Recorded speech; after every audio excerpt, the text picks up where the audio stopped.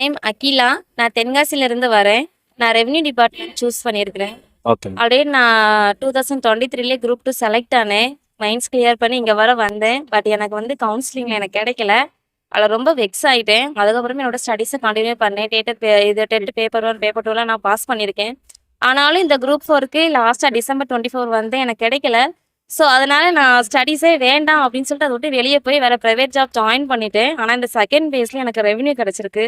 Okay. நம்ம studies எடுத்தோம்னா அது கண்டிப்பாக அது நம்மளை கை கொடுக்கும்ன்ட்டு நான் ஃபீல் பண்ணிட்டேன்.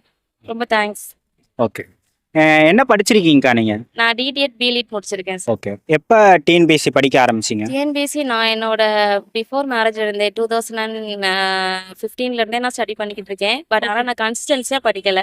ஓகே. இப்போ ஒரு 5 இயர்ஸாக தான் கன்சிஸ்டன்சியாக படிக்க ஆரம்பிச்சேன். ஓகே. குரூப் 4ல உங்களோட எத்தனாவது முயற்சி இது? என்ன சார்? குரூப் 4ல எத்தனாவது அட்டம்ப்ட்னு கேட்குறேன். இது நான் ஒரு 5th அட்டம்ப்ட். ஆனால் நான் சீரியஸாக படிக்க ஆரம்பிச்சு 3rd attempt. Third attempt. Okay. நீங்கள் டைப்பிஸ்டா J typist. Typist. Higher. Okay. Tamil எந்த மாதிரி படிக்கலாம் அப்படின்றத சொல்லுங்க. தமிழ் புரிஞ்சு படிச்சாதான் இப்போதைக்கு இருக்கக்கூடிய கொஸ்டின் நம்ம ஆன்சர் பண்ண முடியும். ஃபர்ஸ்ட்லாம் தமிழ் புக்கு அட்ட டு அட்ட படிப்பாங்க. இப்போ நம்ம இலக்கணம்லாம் அண்டர்ஸ்டாண்ட் பண்ணாலே நம்ம ஓரளவு நல்லா வந்து அச்சீவ் பண்ண முடியும். ஓகே. நான் தமிழ் மேஜர், அதனால எனக்கு தமிழ் கொஞ்சம் எனக்கு கை கொடுத்துச்சு. ஓகே. தமிழ் எவ்வளோ கேள்விகள் போட்டீங்க நீங்கள்? தமிழில் நான் வந்து 87 87. போட்டேன். ரொம்ப கஷ்டமா இருந்தது இல்லையா நீங்க ரொம்ப எழுதும்போது? கஷ்டமா இருந்தது. பட் எனக்குமே இதுதான் ஆன்சரான்னு எனக்கு தெரியல. ஆனா எனக்கு அந்த தமிழ் பேசிக் எனக்கு நல்லா கொஞ்சம் ஸ்டாண்டர்டா கிராமர்லாம் இருந்ததுனால என்னால அச்சீவ் பண்ண முடிஞ்சது. ஓகே. ஆல்ரெடி ஓல்டு புக்ல இருந்தெல்லாம் கொஸ்டின் வந்திருந்தேன். அது எனக்கு முன்னாடி நான் படிச்சதுனால எனக்கு அது ஞாபகம் இருந்து அதை நான் வந்து இது பண்ண மாதிரி இருந்தது. ரீகால் பண்ணாம சில கொஸ்டின்ஸ் ஆன்சர் பண்ற மாதிரி இருந்தது. ஓகே. இப்போ ஒரு 5 ஆண்டுகள் படிச்சிருக்கீங்க இல்லையா? ஒரு தமிழ் பத்தின ஒரு புரிதல் இருக்கா உங்களுக்கு? இந்த மாதிரி படிச்சா தமிழ் வந்து ஈஸியா இருக்கும் அப்படின்ட்டு. Yes sir, yes sir. இலக்கணத்தை நம்ம வந்து புக்ல இருக்கிறத எக்ஸாம்பிள்ஸ் அப்படியே படிக்காம நம்ம அதை வந்து ரீசனபிளா புரிஞ்சு படிச்சோம்னா நமக்கு அது என்னைக்குமே மறக்காது.